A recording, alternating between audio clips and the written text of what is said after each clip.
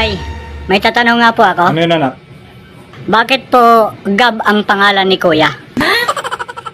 Bakit Gab ang pangalan ng kuya mo? Kasi nga, yung nanay mo, napakahilig sa bag. Kaya pinangalan namin sa kay kuya mo, Gab, binaliktad lang namin yung bag. Ah, yung pala yun, kaya pala Gab si Kuya. Si Ate Tay, bakit naman po Inis ang pangalan? Kung bakit Inis yung pangalan ng ate mo? Kasi nga yung nanay mo din, mahilig din manood ng sine. Kaya yung sine, binaliktad namin, ganawa naming Inis. Ah, kaya pala Inis ang pangalan ni Ate. Ako Tay, bakit naman Nito ang pangalan ko?